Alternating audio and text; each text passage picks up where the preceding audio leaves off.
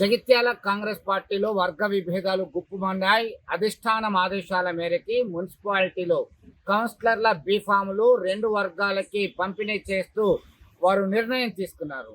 MLA doctor Sanjay Kumar వర్గానికి 30 టికెట్లు ఇవ్వాలని నిర్ణయించారు. మిగతాది 20 టికెట్లు జీవన్ రెడ్డి వర్గానికి ఇవ్వాలని నిర్ణయించారు. ఈ క్రమంలో వారు తీవ్ర అసంతృప్తి వ్యక్తం చేస్తున్నారు. జీవన్ రెడ్డి ఇంటి ముందట ఆందోళనకు దిగినటువంటి పరిస్థితి ఉద్రిక్తతకు దారితీసింది. ఈ మధ్యకాలంలో జీవన్ రెడ్డి తరచూ అసంతృప్తి వ్యక్తం చేయడము, బహిరంగంగానే విమర్శించడం, గాంధీ భవన్ వేదికగా సైతం తన యొక్క అసహనాన్ని, అసంతృప్తిని ప్రదర్శించడం, ఇదంతా కూడా కాంగ్రెస్ పార్టీ అధిష్టానానికి తలనొప్పిగా మారింది. మరొక వైపు గ్రౌండ్ లెవెల్లో ఉన్నటువంటి కాంగ్రెస్ పార్టీ కార్యకర్తలు పార్టీ జెండా మోసడానికి అన్యాయం జరుగుతుంది అనే ఆవేదన పదే పదే ఆయన మాటల్లోనే వింటున్నాం. తాజాగా తీసుకున్నటువంటి నిర్ణయం మేరకి టికెట్ రానటువంటి వాళ్ళు కాంగ్రెస్ అభ్యర్థులు ఇతర పార్టీల వైపు చూస్తున్నారు. ఏ విధంగా ముందుకు వెళ్దాం, మరి ఎట్లా అయితే మనం కాంగ్రెస్ పార్టీ జెండా జగిత్యాలలో ఎగరవేసే అవకాశం ఉంది అని చాలా ఆందోళన వ్యక్తం చేస్తున్నటువంటి పరిస్థితి. మొత్తం మీద ఇప్పటికైనా మరికొన్ని గంటల్లో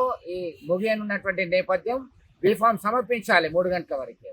దీనిలో ఎలా ఉండబోతుంది పరిస్థితి, వీరి మధ్యలో సమన్వయం తీసుకొచ్చేది ఎవరు, వీరి మధ్యలో వర్గ విభేదాలు చల్లార్చేది ఎవరు అనే చర్చ పొలిటికల్ సర్కిల్లో జోరుగా సాగుతుంది. మొత్తం మీద ఈ అసంతృప్తులు చాలా సహజమే. వారందరూ కూడా ఆవేదన, ఆందోళనలో, ఆగ్రహంలో అర్థం ఉంది అని చెప్పేసి పొలిటికల్ సర్కిల్లో డిస్కషన్ అయితే అవుతుంది. మొత్తం మీద వీరి మధ్యలో కోఆర్డినేషన్ లేకపోతే కాంగ్రెస్ పార్టీకి పెద్ద నష్టం జరగక తప్పదని పొలిటికల్ విశ్లేషకులు భావిస్తున్నటువంటి పరిస్థితి. చూద్దాం ఏం జరగబోతుందో జగిత్యాల ఇష్యూకి వచ్చేసి.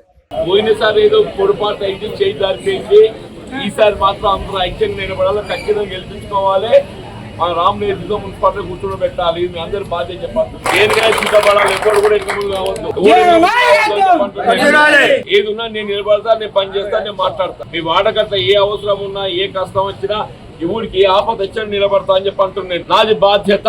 వచ్చిందా? బెదిరితో రాత్రిపూట దొంగలు లెక్క అవకాశవాదులు కావలి కాస్తున్నారు, జాగ్రత్త అంటున్నాను. 10 ఏళ్ళు ఎవడైతే చెమటోడ్చిండో, 10 ఏళ్ళు ఎవడైతే కాంగ్రెస్ పార్టీ జెండా పట్టిండో, వాందే కాంగ్రెస్ పార్టీ వాందే గెలిపియాలని చెప్పంటున్నాను. 5 ఏళ్ళు కష్టపడ్డాం బిడ్డ. 5 ఏళ్ళు మనం బొర్లిచ్చిండ్రు. మళ్ళీ ఇలా అవకాశం కోసం మనం దొంగతనం వచ్చే ప్రయత్నం చేస్తున్నారు. దొంగలు జాగ్రత్త, దొంగల గురించి జాగ్రత్త అంటున్నాను. ఎవరు వచ్చినాక ఏదైతుందో ఇడిచిపెట్టడం ముచ్చట్లేదు. ఖచ్చితంగా ఏదైతే ఈసారి మనం గెలిపించుకోవాలా. అందరికీ నమస్కారం అండి. మనకి మీ అందరికీ తెలిసినట్టుగానే జగిత్యాల మున్సిపాలిటీకి సంబంధించి నిన్నటి నుంచి మనకి నామినేషన్స్ తీసుకోవడం జరుగుతుంది. సో మార్నింగ్ 10:30 నుంచి ఈవినింగ్ 5 దాకా కూడా మనం నామినేషన్స్ తీసుకుంటూ ఉన్నాం. ఇప్పటిదాకా 50 వార్డులకు గాను సుమారుగా as of now latest information ప్రకారం 36 నామినేషన్స్ అనేది మనకి యాజ్ ఆఫ్ నౌ అయినాయి. కొన్ని వార్డుల్లో ఇంకా సింగిల్ నామినేషన్ కూడా పడలేని వార్డులు కూడా 4-5 దాకా ఉన్నాయి జగిత్యాల మున్సిపాలిటీలో. రేపు ఈవినింగ్ 5 o'clock దాకా మనకి టైం ఉంది. సో 5 o'clock లోపు ఆఫీస్కి రీచ్ అయిన వాళ్ళు ఎవరైనా నామినేషన్స్ ఉంటే లేట్ అయినా కూడా మేము రిసీవ్. బట్ 5 o'clock అనేది నామినేషన్ దగ్గర గేట్స్ క్లోజ్ చేయడం అవుతుంది. దాని తర్వాత నామినేషన్ సెంటర్కి వస్తే ఆ నామినేషన్స్ రూల్ పొజిషన్ ప్రకారం యాక్సెప్ట్ చేయడం జరగదు. అండ్ మీ అందరికీ తెలిసినట్టుగానే 11వ తారీఖున ఎలక్షన్ పరంగా మనము ప్రత్యేక చర్యలు అన్నీ తీసుకుంటూ ఉన్నాం.